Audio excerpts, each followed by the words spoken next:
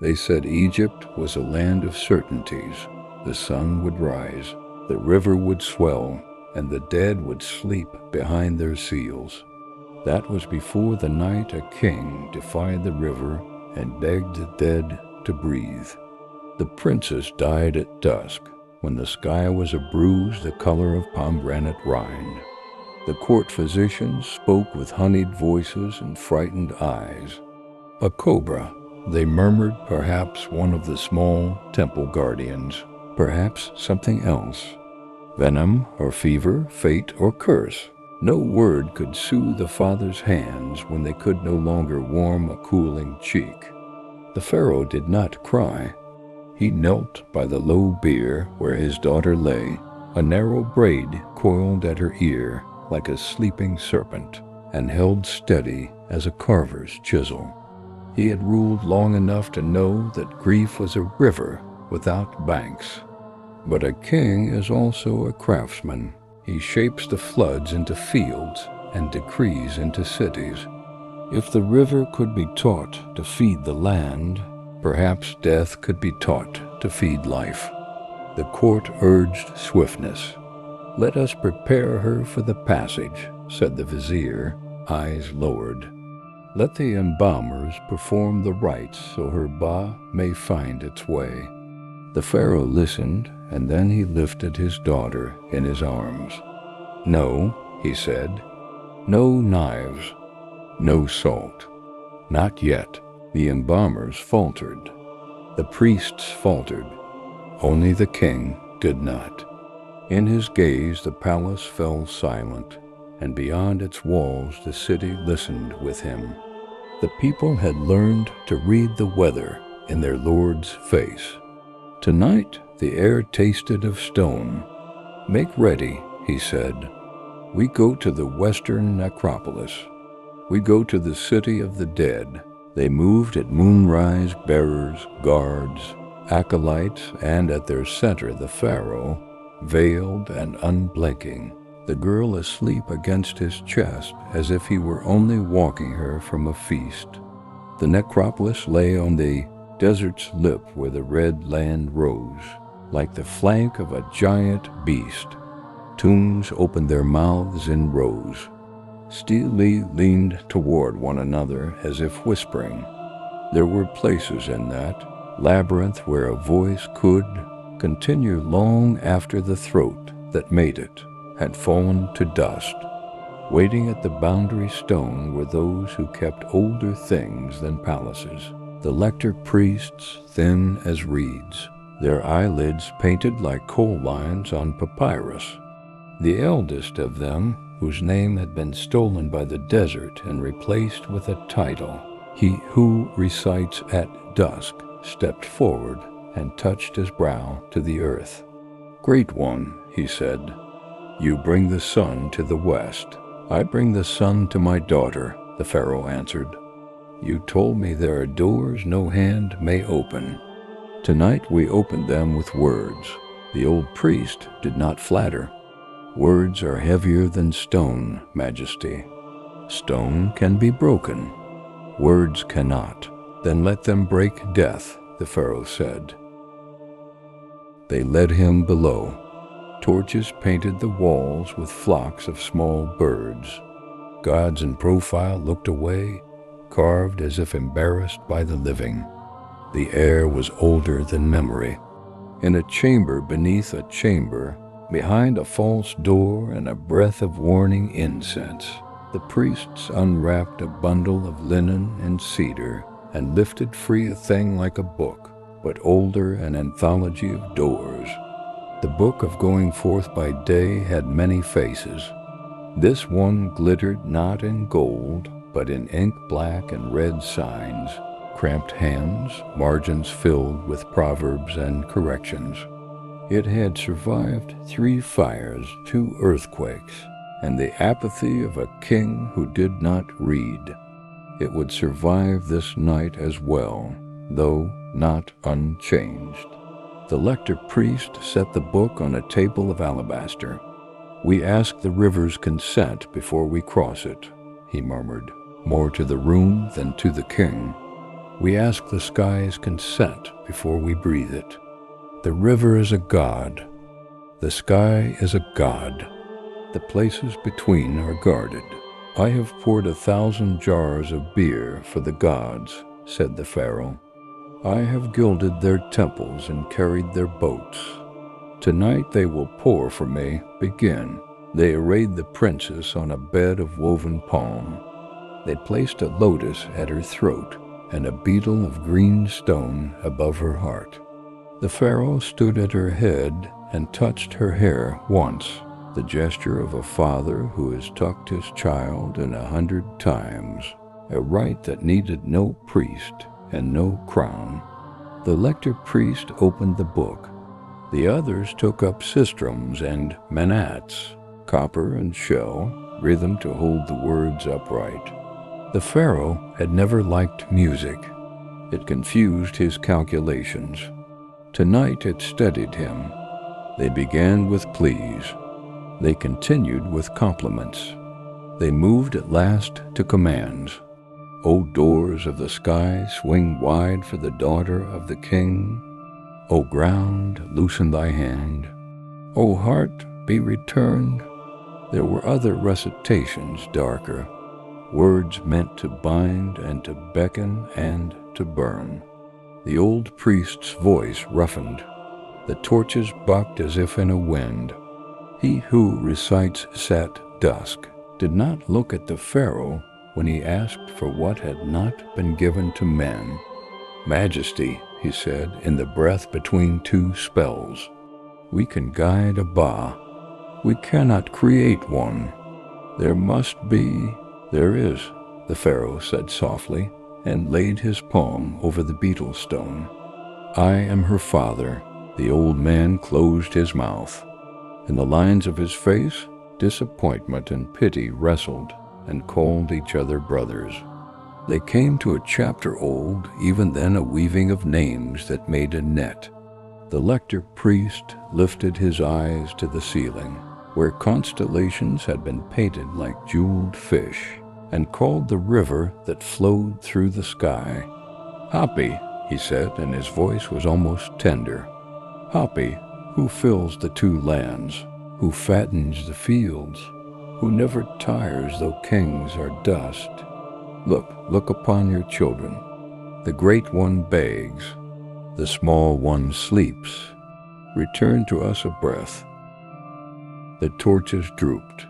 Somewhere in the stone, the distant sound of water troubled itself, as if the river were turning in its sleep. The Pharaoh held steady. Hapi, the old man said again. Grant life, silence. Then a smell like the first day of inundation, warm and green. A touch of cool mist on the Pharaoh's lips. Something in the girl's throat fluttered like a trapped moth. The old man's voice took heart.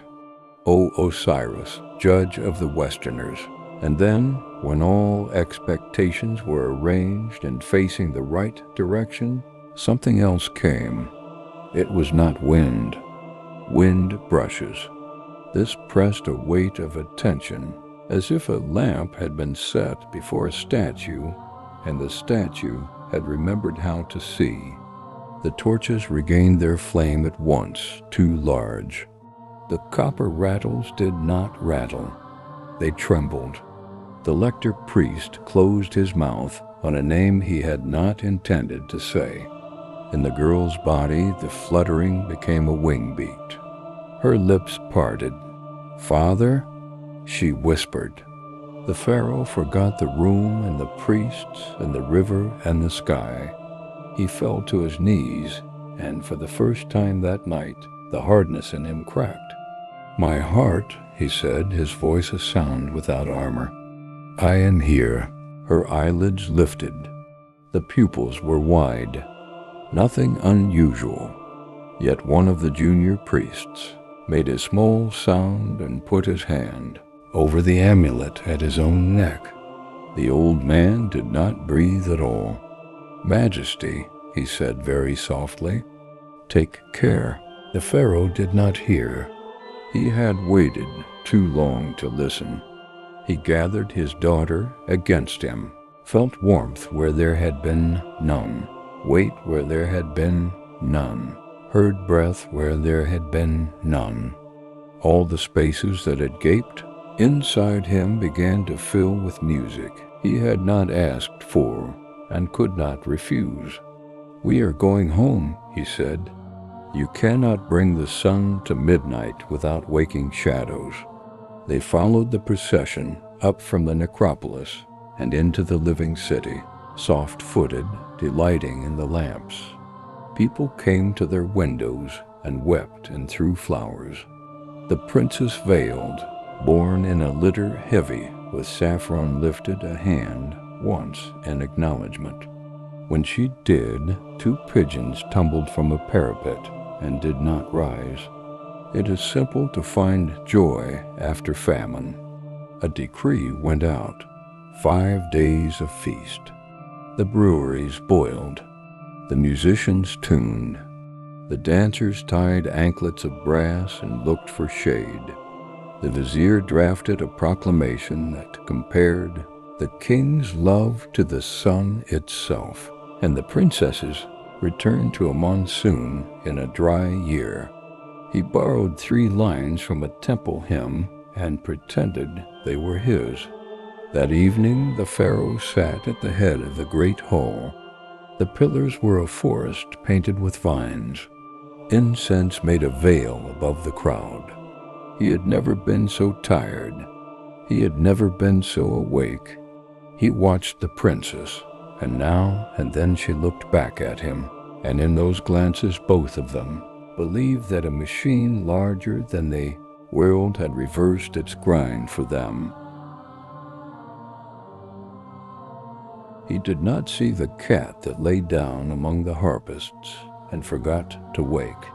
He did not see the lily blacken in clear water.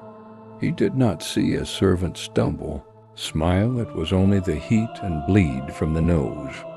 The first thing he saw was small. The princess raised a cup of sweet beer. The cup's copper cheek flashed the torchlight.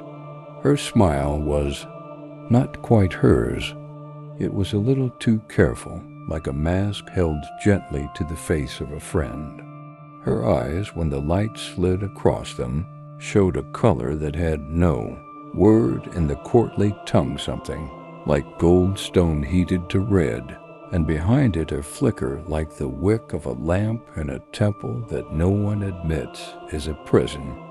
Between one heartbeat and the next, the hall felt the desert. The music faltered. One of the dancers gasped and touched her leg as if a lash had struck it. The torches swayed and then leapt higher, as if the air had become oil. The princess's cup tilted. Amber foam slid down her wrist. "Are you well?" the Pharaoh asked. He had meant to sound idle, fatherly, saving her from embarrassment. He heard the edge in his own voice and did not know it. She set the cup down very carefully and looked at him, and for a moment her face was a coin with 2 kings upon it. "Yes," she said, "I am warm." The lector priest down the hall among the dignitaries stood as if someone had pulled a string in his spine. He stared at the girl and then at the Pharaoh, and then he watched the flames. They were standing like soldiers.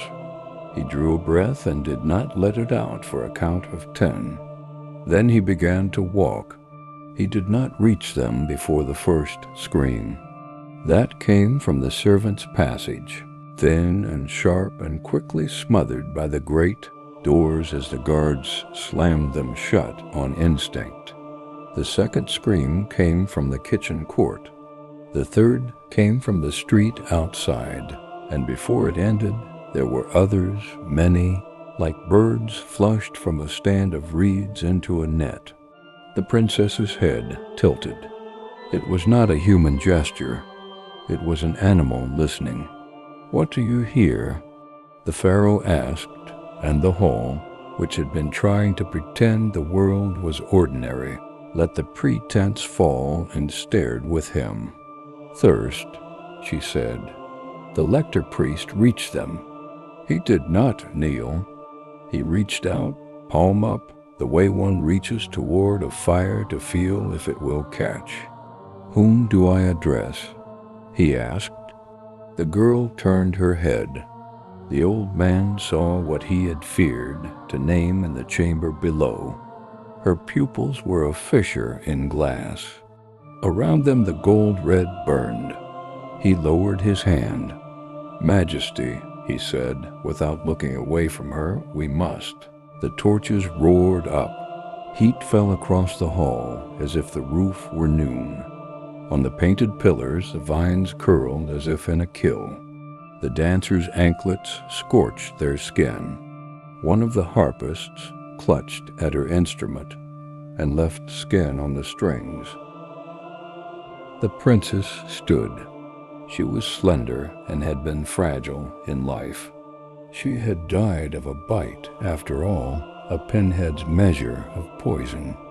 Now, when she lifted her arm, a strength moved in it that did not belong to bones. The air in the hall bowed to her. "Who am I?" she repeated a little dreamily, as if she were trying to remember a childhood song. She touched the rim of her cup with a finger, and the copper flaked like ash. "I am the eye that opens when men forget their place." The lector priest closed his eyes. "Sekhmet," he said, not loudly, as one might greet a guest one had always known would come. The crowd took the name up without understanding. Names move quickly when they are frightened. Somewhere in the city, a mother set it into her child's hair as if it were a prayer. Somewhere, another poured beer onto the ground and said Hathor. Hathor instead, because once, long ago, the fury had been gentled with sweetness. The Pharaoh stood. "Daughter," he said, and the word had never been more hollow or more brave. "Come down from the heat. Sit with me." Sekhmet, wearing the girl's face like new skin, smiled, without teeth. The heat swayed. She looked past him to the doors of the hall. "What is a city?" she asked. "But dry grass?" She stepped, and the guard to her right fell with a sound, like fat spattering in a pan as the oils under his skin came to a boil. He did not cry out. There was no time. "Stop," the Pharaoh commanded, and the command was kingly. It did not matter. The god in the girl's body turned her head toward him, amused. "You are a maker of channels," she said. "I am a river when it rises and forgets the banks." "Majesty," the old priest said urgently. The river called the river. He meant Hapi. He did not have time to explain. He had only time to shout a word that had no sound, the name of water in its first tongue. The hall understood nothing of gods. It understood the sight of the Pharaoh crossing to his child, and the sight of his child unmaking his guard, and the sound of a priest's blank cry. It did what halls do at the end of their lives. It witnessed. Sekhmet moved toward the doors. Where she passed, the painted lotus on the pillars browned and cracked. Musicians fell where they sat as gentle smoke rose from their hair. The Pharaoh reached her and took her hand. "Look at me," he said just that, and his voice found her. "Look, little one." For a heartbeat, the girl was a girl. Her mouth trembled. She drew breath to speak. The furnace in the room leaned toward them, waiting. "Father," she said, very quiet. The gold red in her eyes thinned. The lector priest dared to hope. "Majesty, if she can be turned, if we can pour." He did not finish. The heat surged. The girl's face smoothed. A shadow crossed it as a cloud crosses a field swift and leaving devastation. "Do not call me small," she said. I am the lioness you sent for when you asked the world to forget its order. She lifted the Pharaoh by the wrist without effort and bent his arm as if testing the hinge. The old man cried out. The king did not. For an instant in the churning air, father and daughter looked at one another, close as in a childhood doorway, and saw two truths. He had called her back, and he had not. He made his choice with the blunt clarity that had always built his roads and harvests. Forgive me, he said, and before she understood the choice, he took the blade from his belt and drove it toward his own heart, very cleanly. She stopped him, not out of mercy, but because she wanted to be the one to end him. She caught his wrist, and fire walked up his arm in little steps. The blade fell. He sagged. His death did not come from the knife. It came from heat and grief, and what those do to a heart that has no room left for either. He fell at her feet, and the hall's final eloquence was a soft, dry collapse. For a beat of stillness, the god and the girl was pleased. Ruin is a flavor. She tasted it. Then the floor pitched. Not fire this time. Something heavier. A weight like a giant hand laid over the city. A sound low as a bull's breathing filled the hall and made the torches gutter, not with lack, but with resentment, as if flame itself were offended. The lector priest lifted both hands, palms open. Hapi, he whispered. Hapi, forgive. The doors blew inward. Water is not always blue or clear. Sometimes it is the color of all the fields at once milk brown, thick with future bread. The first rush broke the steps. The second shouldered the door frames aside. The third found the hall's center and decided it wished to live there. The crowd leapt and was hammered flat. It leapt again and was dragged, praising and pleading, both sounding the same with mouths full. The torches went out together. The room's heat died with the speed of a startled song. In the new dark, the river spoke through stone in the voice of flood. Sekhmet stiffened.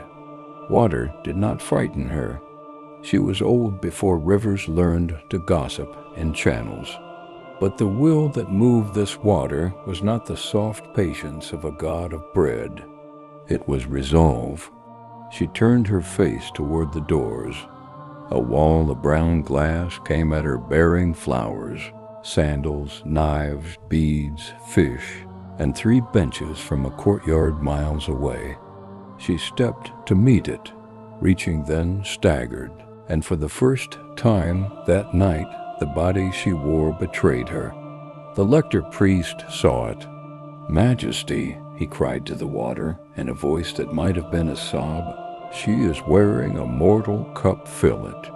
The flood obliged. It struck the god as it struck the rest of the hall. It filled lungs meant to sing lullabies. It weighted limbs that had once been quick to dance. It poured through a mouth that had said father. It bore down the lioness with the weight of all the fields at once, all the prayers at once, all the dead fish at once. She did not drown. Gods do not drown. The girl drowned, and the god endured that drowning as one endures an insult beneath one's dignity, because there is something to be gained by allowing it to stand. She endured until the body died properly and without ceremony, and then she stepped toward the surface the way a hand might lift from a basin. But the water did not lift its hand. It pressed harder. It pressed not with rage, but with custody. The old priest, knees in the new river, felt the difference and began to shake like a leaf that has had too much to hold. He bowed his head into the water and wept, and the river let him, because even gods understand there are moments when a man must be allowed to be a man. Under the flood, Sekhmet drew herself small enough to fit behind an eye, inside a coin, beneath a scale.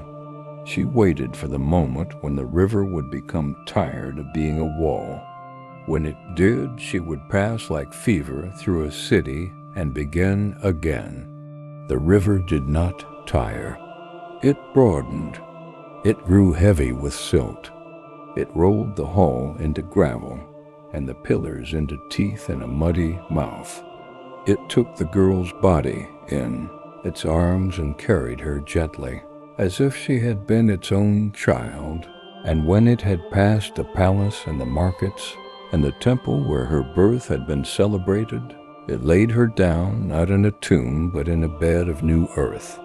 There, in the blind dark where seeds dream, the god opened the girl's mouth and spoke with it, not a roar now, because roaring wastes air, and air is a luxury underground. "I will rise again," she said softly, coaxing the promise into the soil like a root. "When the sands remember my name," the river, which had been listening, murmured in reply not to her, but to the earth. It asked the wind for its patience. It asked the desert for its covering. It asked the small creatures for their ordinary days. And these things came as they always come after storms, and the city laid down beneath them as if it had always meant to sleep. Grief is a careful builder. It does not shape cities. It shapes only the rooms where a heart can continue breathing.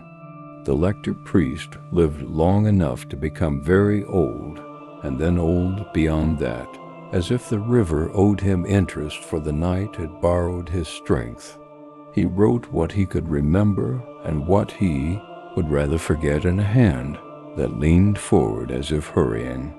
He wrote, "Do not ask for doors to be opened without knowing who will come through."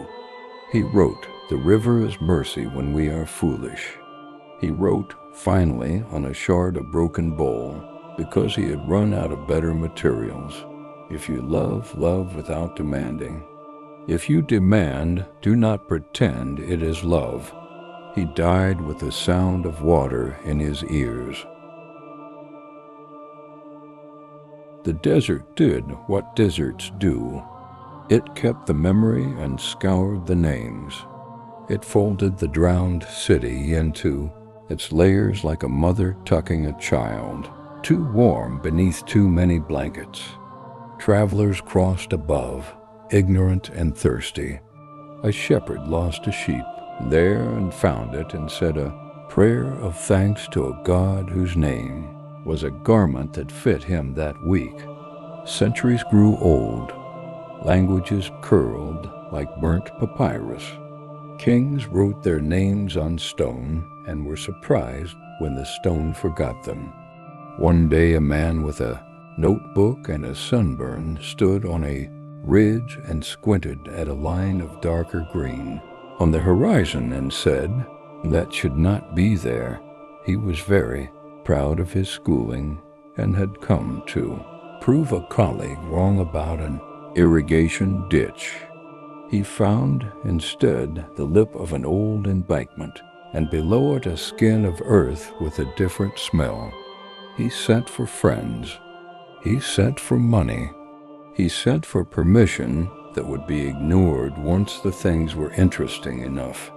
They dug. The earth resisted as it should, and then relented as it must. They found pottery before they found bones, and small gods before large ones. They found a doorway stubbornly flat against a wall of mud brick. They found, at last, the top course of a hall, and the end of a pillar where a lotus still hid a cool green beneath its ash. One afternoon, hot and windless, a young woman working the trench with a brush and patience uncovered a curl of copper. She thought it a cup rim or a dancer's anklet. She brushed, breath held. What looked back at her was a face so carefully carved it seemed to be in the middle of deciding whether to speak. She put her fingers to her lips. "Hush," she told herself. It did not help. By evening they had a dark square open and a smell like warm water lifting from it. The team leader was speaking careful, no weight on the lintel, when the young woman leaned too far forward, not from clumsiness, but because the dark was speaking to her in the first language, the one without words. She slipped. Her lamp fell. It did not break. Very gently, as if a hand had steadied it, the flame righted itself and burned on.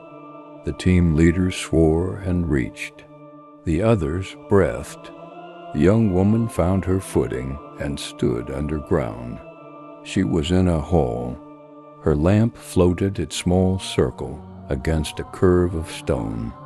The painting there had once been blue, and where the blue had gone, the plaster was smooth as old skin. The air was not stale. It was like the air in an empty room after someone has just left a smell of an oil, of flowers, of something iron. She lifted the lamp. The flame leaned. The light found a low shape ahead, a simple shape, made with love and little else. A bier. A girl lay upon it. No, not a girl, what remained of a girl. But it did not look like remains. The desert had done no harm here. The river had done its careful work. The linen that wrapped. The shape was not the white of temple cloth, but the rich brown of silt. The beetle at the throat was green. The braid at the ear was a shadow. The young woman opened her mouth and found her voice obedient.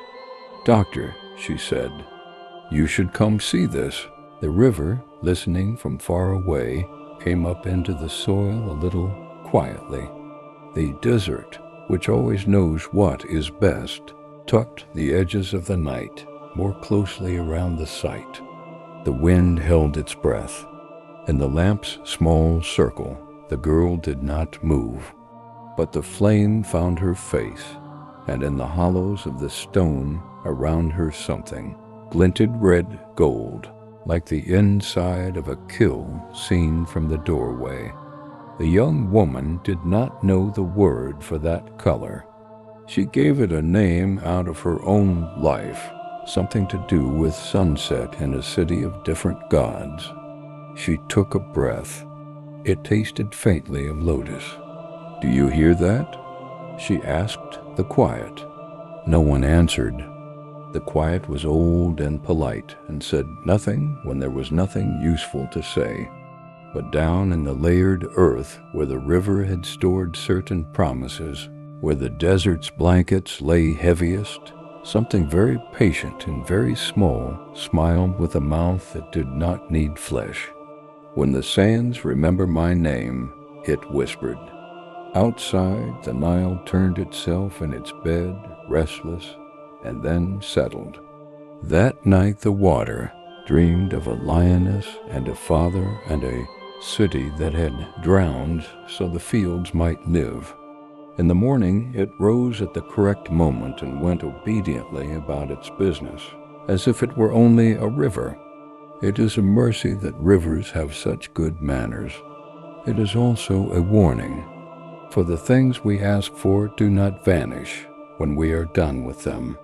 They learn our names, and sometimes, if the wind is right and the sand is thin and a lamp does not break when it ought to, they remember theirs